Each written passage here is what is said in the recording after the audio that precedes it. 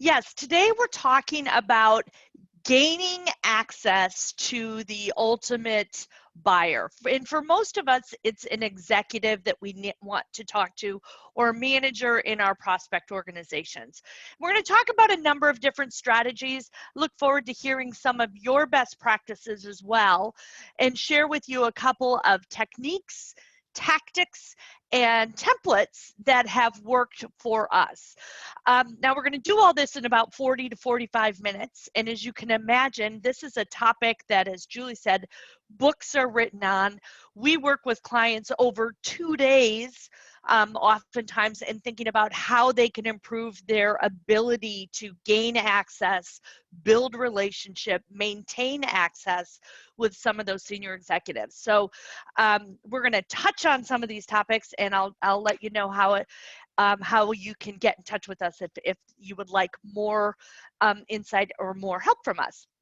So let's get into this. I am hoping that my screens are advancing to you, but the reality is, and I think that we are all learning this throughout the world today as a result of the pandemic, that we all have to be continually adapting to change. I think the organizations that are surviving this worldwide pandemic and economic slowdown and situation that we have right now are the ones that have been agile, and the sales reps that have been willing and able to adapt. I have spoken with some clients that said, you know what, we're just going to wait until this whole thing gets back to normal, whatever normal means to you. But the reality is, we no longer have any insight as to when that's going to happen. So if we wait, we will likely get left behind. So being agile, being nimble, being able to pivot is really what gives us our foundation to survive this.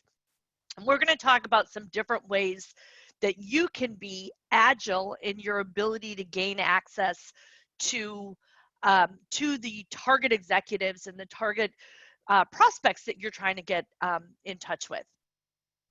So here's what we're going to talk about. We're going to talk about what's going on in the world, and why do we need to get executive access. We know that when we do get executive access, it enables us to often shorten our sales cycles.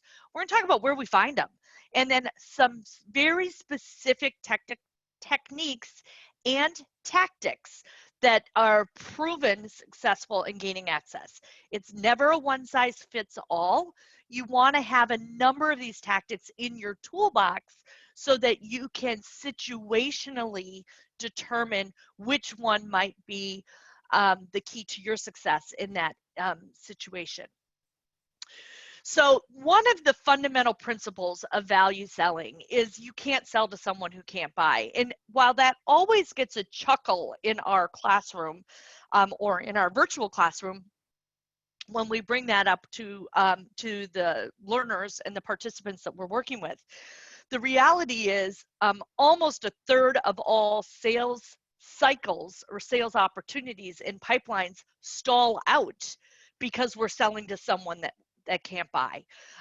We may have a great sponsor. We may have a great coach. We may have a user who would love to install our product or our service, yet they don't have the authority or the responsibility or the financial fortitude to actually execute on that decision. So in sales, one of our objectives is always to identify who is the person or who are the people that have the ability to actually make this decision, this purchasing decision, and execute it. And a big chunk of what we teach in the value selling framework is how do you do that?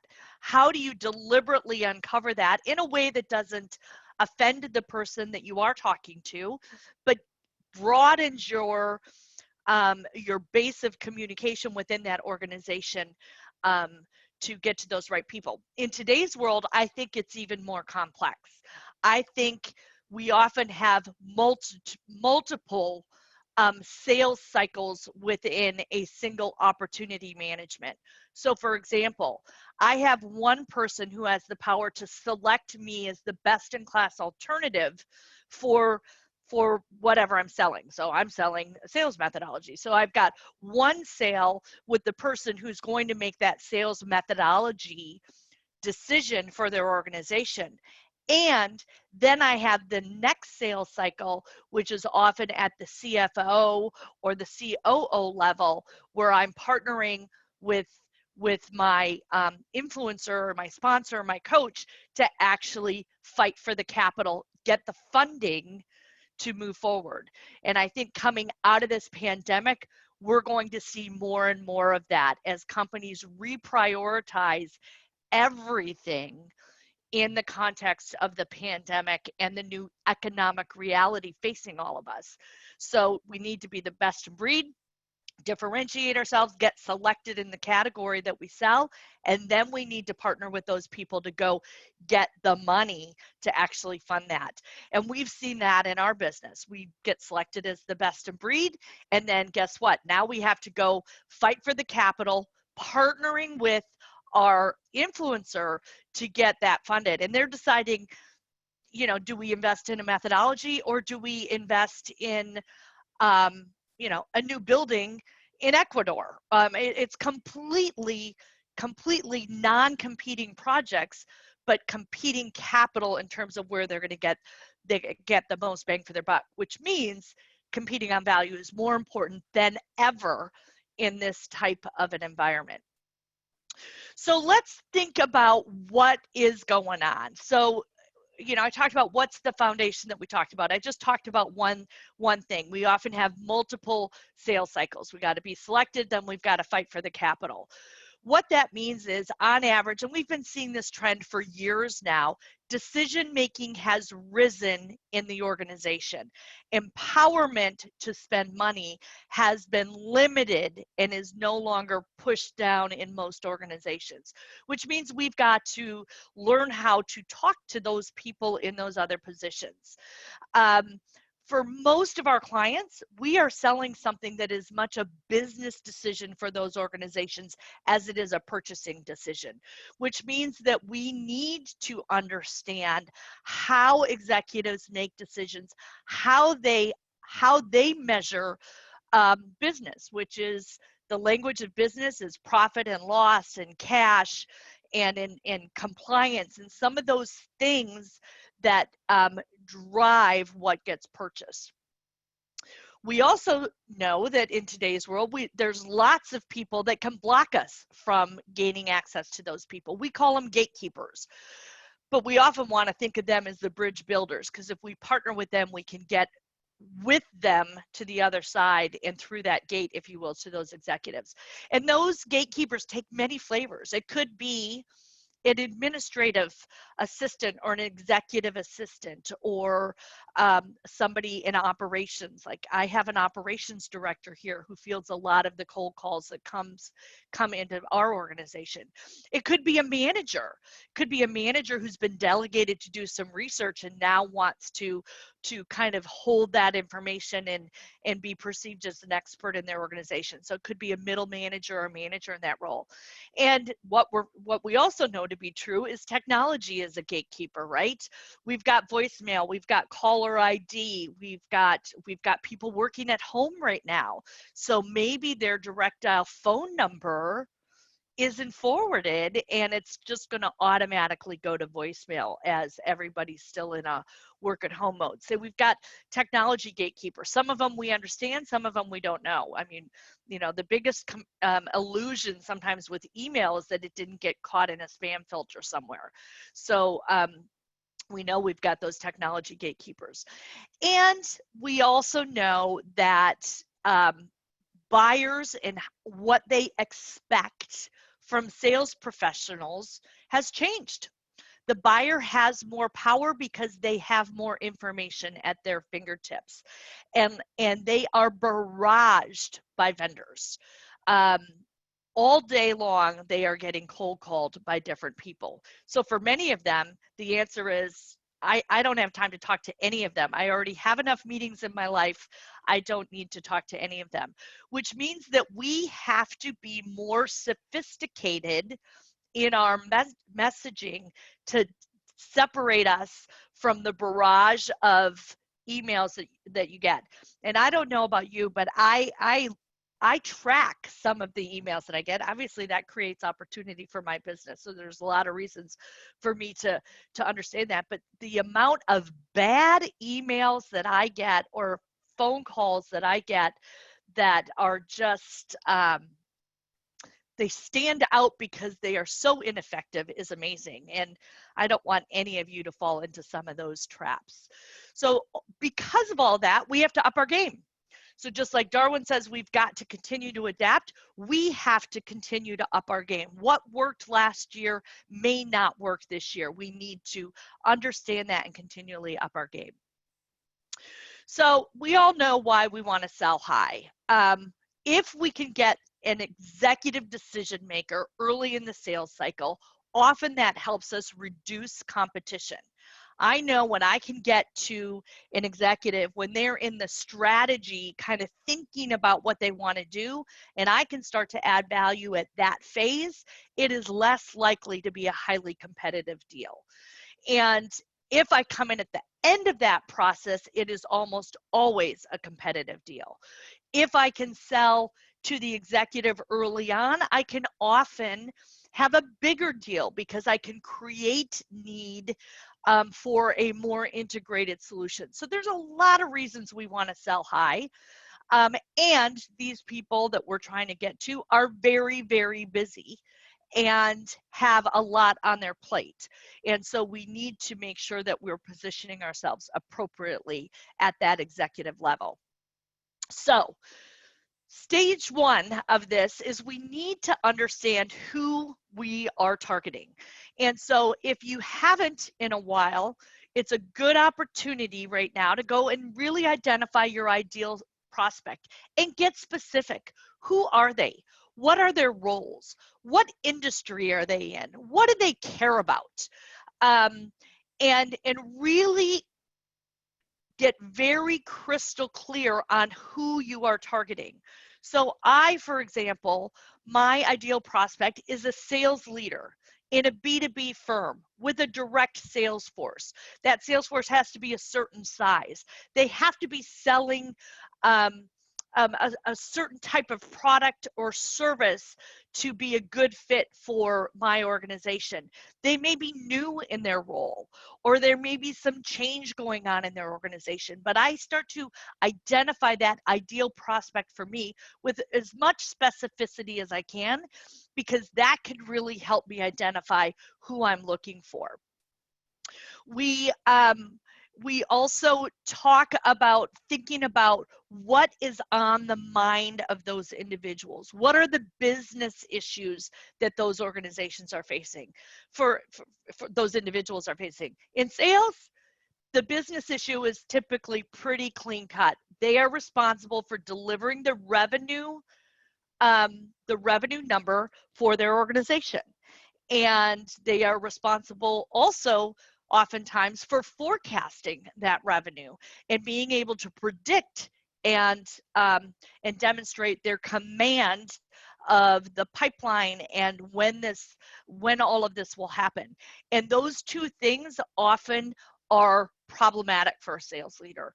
And so we start to really identify those organizations that are either in high growth, trouble mode, going through acquisitions, and understand all the issues and problems as it relates to sales that sales leader might be worried about. And once we understand who we're targeting, then we can start to think about what our plan is to gain access. So I'm going to talk about 4 different ways to gain access. And we teach these in all of our programs and have an intensive program on filling the funnel and prospecting that really dives into this. So first and foremost, can I get a referral into them?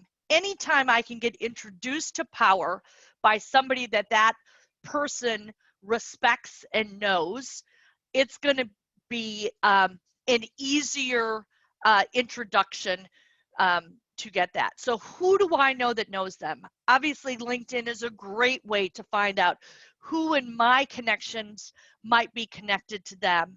And can I ask for a referral?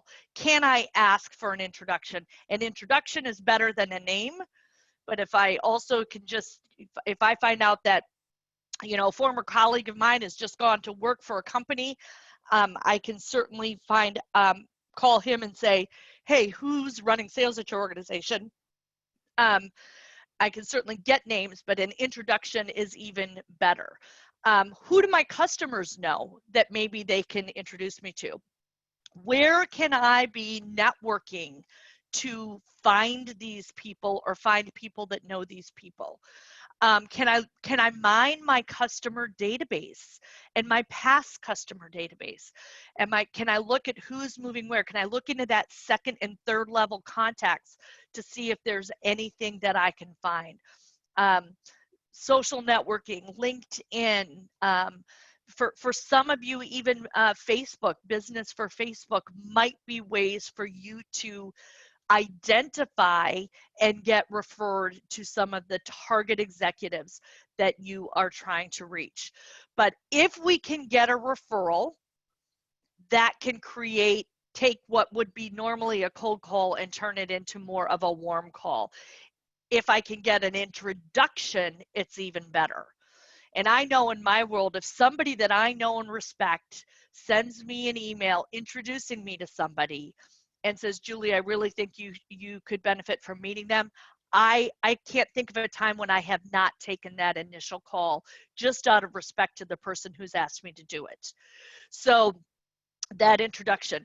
Oftentimes, if I'm doing that, I might call the person. So I might call Julie Bregan and say, hey, Julie, I see you're connected to Stuart Smith. Can you introduce me to them and ask for that, and then ask her if she would send that email introduction. So it's asking for that help from people that you know and respect to get those referrals. And then there's a couple of things that I think we all need to really know about referrals. Number one, if somebody introduces you, that introduction has time value to it. So there should be some urgency and immediacy in how you follow up on that. Number two, regardless of the outcome, thank the person who made the introduction. They're taking a risk by introducing you into their circle of influence, if you will. Thank them. It doesn't have to be, you know, anything big, but a handwritten note, you know, a $5 Starbucks gift card for coffee. I've done that. I had some little cards made up at one point, and they said, thanks a latte. I know it's really corny, but I'd send that off with someone who gave me a referral with a $5 gift card, say, have a coffee on me. Thanks a lot for trusting me with that introduction. But say thank you, approach it with urgency, and then approach it with respect, because it is someone going out on a limb to make that introduction for you. So if we can get a referral, let's do it. Get creative on how you can do that. Look at your second, third level connections and make that ask. If someone says no, that's okay too.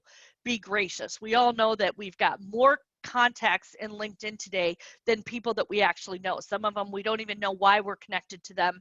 But so somebody might call me and say, hey, Julie, I see that you're connected to this person. And I would have to be real honest and say, you know, I am connected with them, but I don't know that person at all. So I'm not sure I can help you here. But really understand who you can ask and what you would be asking for. So let's move into the gatekeeper strategy. And remember, we talked about there's a couple of different types of gatekeepers. The first one is the administrative gatekeeper. And quite frankly, that gatekeeper can be your best friend if you treat them with respect and ask for help. So if I get to someone's administrative support person or that person, I certainly acknowledge that one of the roles of that individual is to put a moat around the executive or executives that they support to keep people like me away from them. But I also know that they have tremendous insight to what is top of mind for that individual. So if I treat them with respect and ask for help, my experience is that I get further with them. When I say ask for help, I might ask a question such as, I am here to help with um, improving sales productivity. Who or under what circumstances would Joe Smith be willing to take a meeting, or what information might he be interested in? So I would ask for some help from that. I'll give you an example. Years ago, one of our associates was targeting a specific industry and had done kind of a direct mail. She had mailed out a copy of the book that I wrote on value selling to about 50 different people. And then the week after they were to get the book, she followed up with phone calls.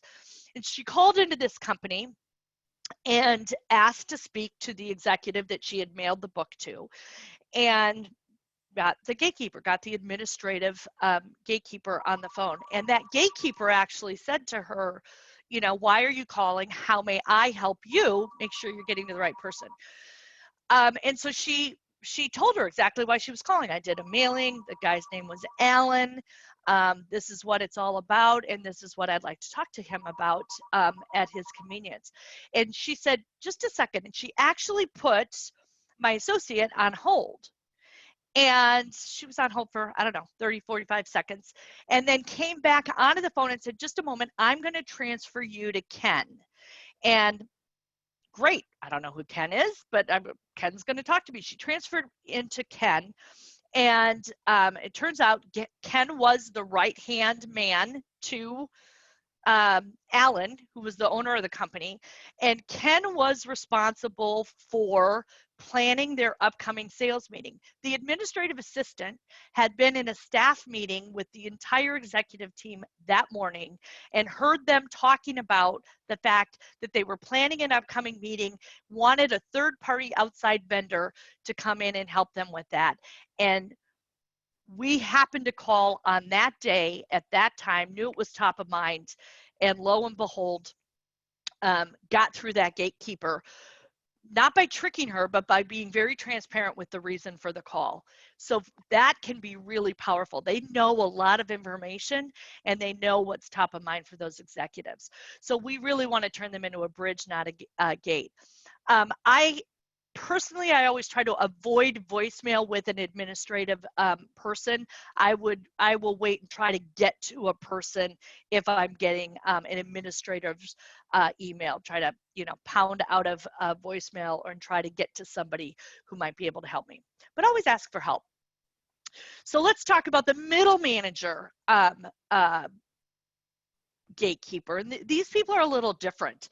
But again, the concept will be the same. How do we partner with them, and how do we understand what's most important to them? So my experience is these people take on a couple of different kind of personas. You've kind of got the guy or the gal who's in this role who maybe sees that having information in the relationship with the suppliers or the vendors that they were working with gives them a certain amount of power, and they like to hold that power. There might be other people that they are off kind of doing their own thing in their own sandbox, and they don't want you to get to somebody else in the organization, because that would expose that what they're getting from you in terms of information, insight, and time, and access to your resources might be not a full agenda for the executive suite, which, oh, by the way, is another reason that you need to understand that. So one of the number one techniques when you find a middle manager is finding a way to bargain with them. Those people often want a lot of information. They want access to information. Maybe they want a demo. Maybe they want a pilot. Maybe they want insight or references or white papers. But anything that they're asking for of value, we want to bargain with them to get us additional access in that organization. A second strategy that we can often use with them is what we call modus operandi. When a middle manager calls me and says, hey, we're exploring this, Julie, can I talk to you about this? The answer is always, of course, yes, I'm happy to talk with you and do that. But also early on in the sales cycle, I will set the expectation that, before we go too far down this road, we're going to want to get the key stakeholders or other executives involved in this conversation. So for example, earlier this week, I had a conversation with someone who reached out to me, was actually introduced to me by a third party, reached out to me and asked to spend some time with me. We had a lovely conversation. She is in a role to influence what this organization buys, but not decide what these people ultimately buy. And so in that conversation, one of the things that she and I talked about are who are the other business stakeholders in your organization that will be a part of this. Not only what is their role, what are their names, and when, before we go too much further down this path, will I have the ability to have a conversation with them to see what their point of view is, what they think they need. Because if I don't do that early and only get information third hand, I know I'm at risk to be kind of chasing my tail in a sales cycle. So those are some of the things that we think about. One of the things that we're always asked is, should we go around that gatekeeper? And you know what? That is a situational decision that you need to make with more information than I can understand in a webinar like this. There are times when you probably should go around, and there are times that when you do go around, there could be unintended consequences. Every action you take, here's the law of physics, right? Every action that you take has an equal and opposite reaction. So there could be times when that could help you, or it could be times that could hurt you, and you really need to think through what that situation might be for that particular client and situation. If I'm losing, sure, why not, right? Why not go around? I'm going to lose it anyways. Why not try a Hail Mary and try to do it that way?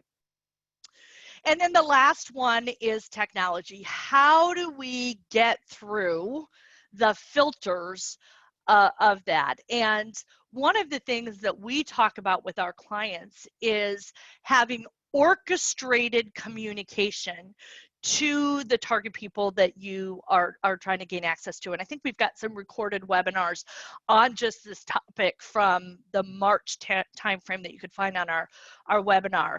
But until you meet with some, you don't know what their preferred mode of communication is. And so we go at them from all of the modes of communication. We do use email. We do pick up the phone. The phone is a powerful tool for gaining access to people. We do leave voicemails under certain circumstances.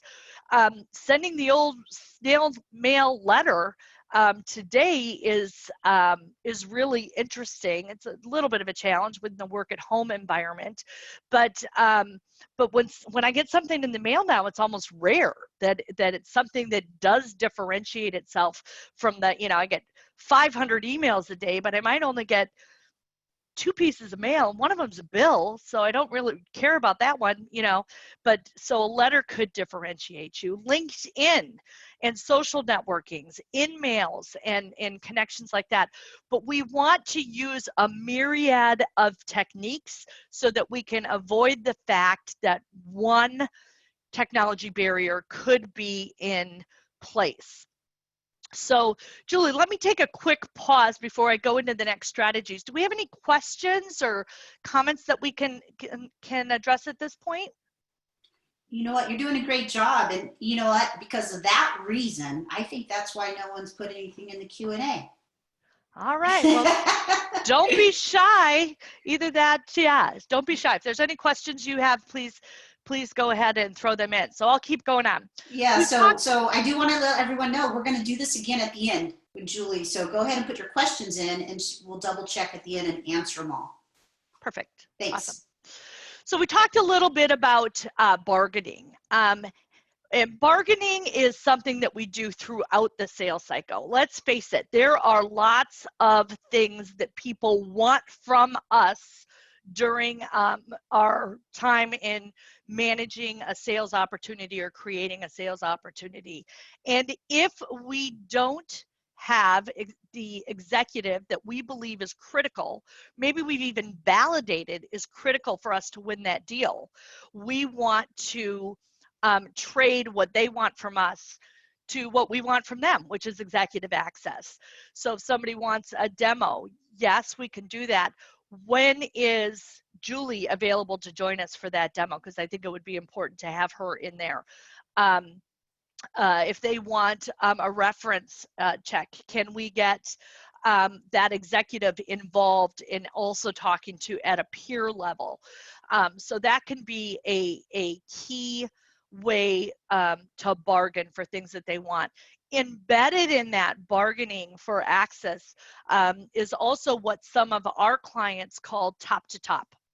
So if I'm not getting access to an executive that I need to have access to, often I will take an equivalent executive from my organization, somebody with a title, somebody with a broader role than me as the sales professional, and try to bring that person in as a reason to bring in. So I'm bargaining kind of for that top to top.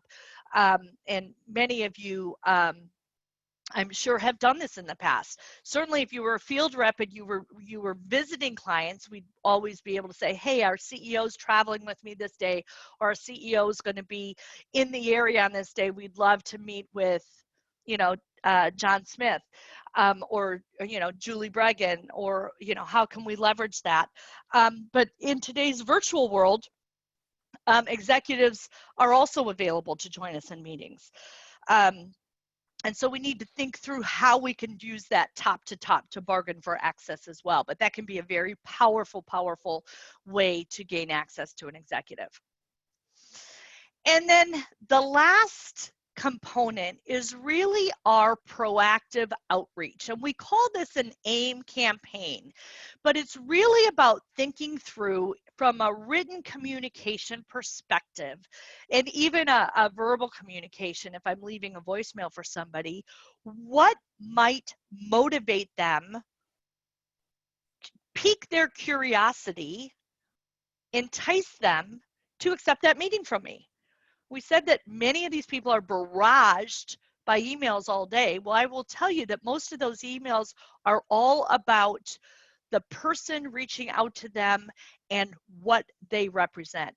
Let me tell you about this great product I sell. Let me tell you about me and my company. Let me tell you about, it's all about them in the messaging.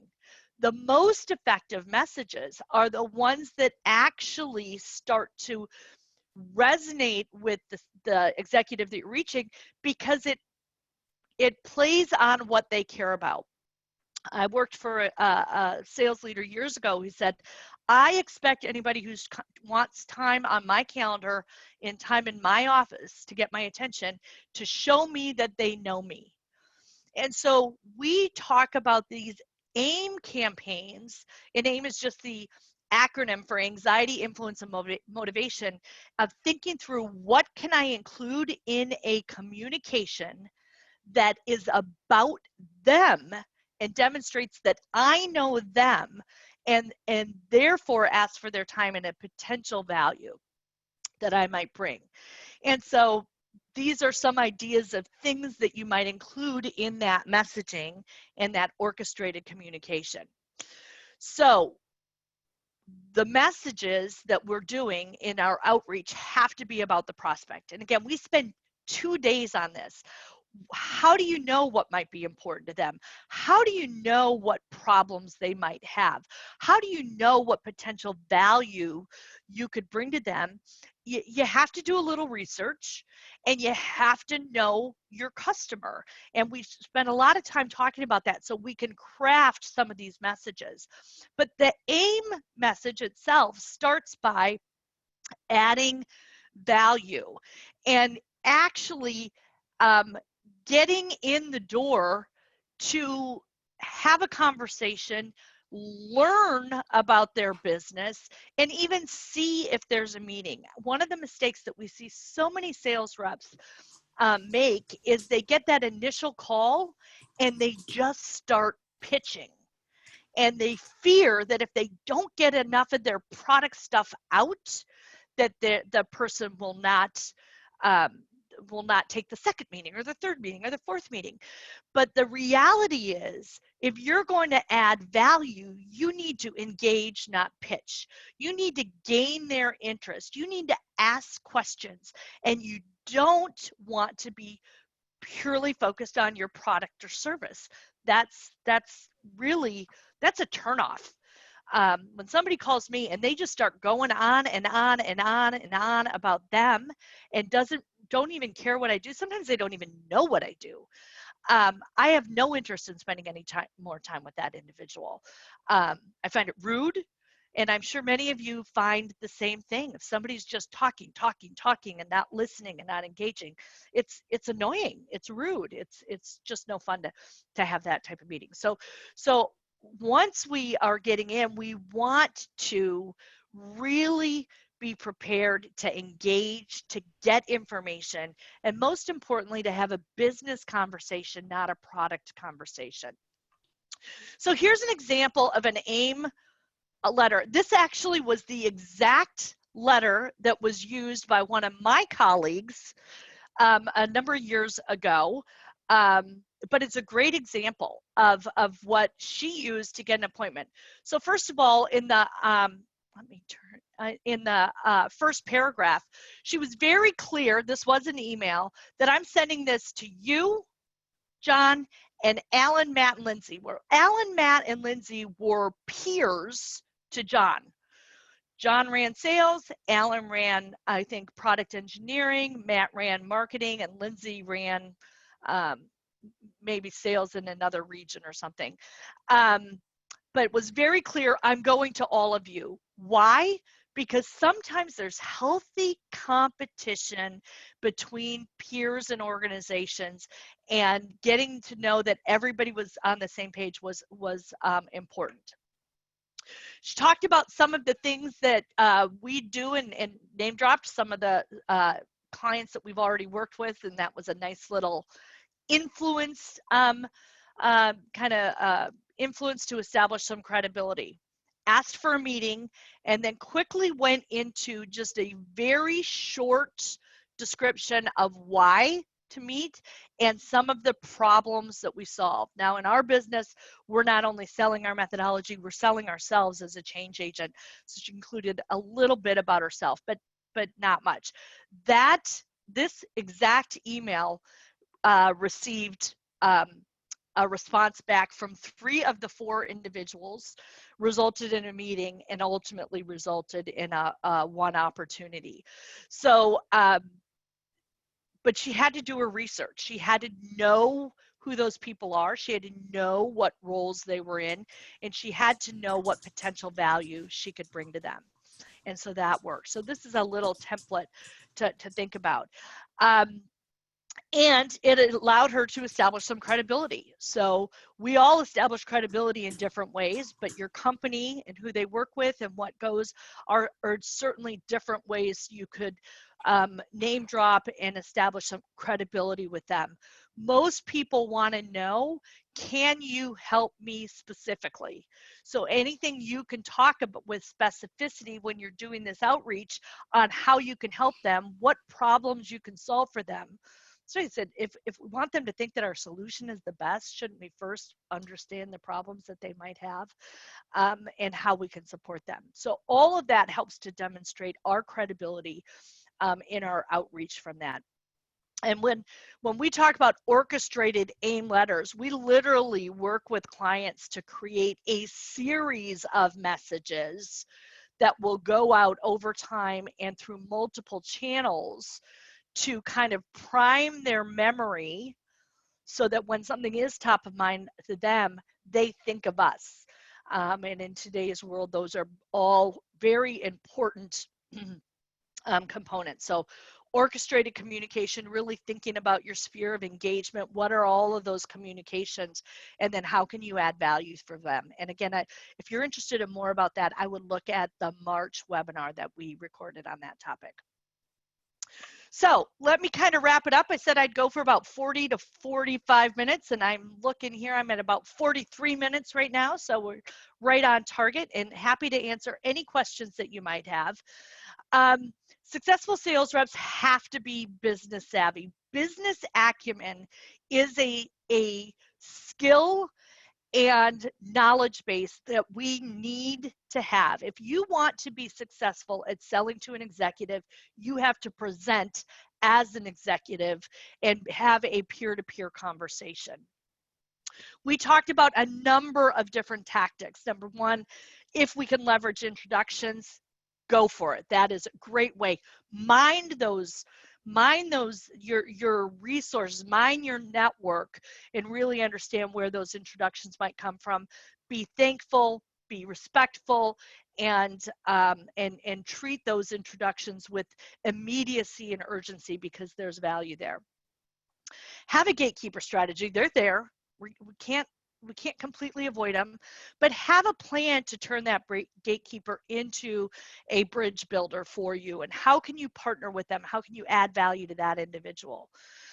We talked about using modus operandi. That's setting that foundation early when you are with a gatekeeper, that we need to get the other business stakeholders involved as soon as possible to be successful. And sometimes it means if the answer is no, then the answer is it's not worth it for me to spend my time there until I can turn that around. So sometimes that does mean that we kind of walk away a little bit, and that's okay too. Bargaining we talked about, and then the last thing that we just talked about, which is the orchestrated campaign, written campaigns with purpose that tap into anxiety, influence, and motivation from the target's perspective, so that we can those messages resonate with them, because they're not solely about us and our products and services.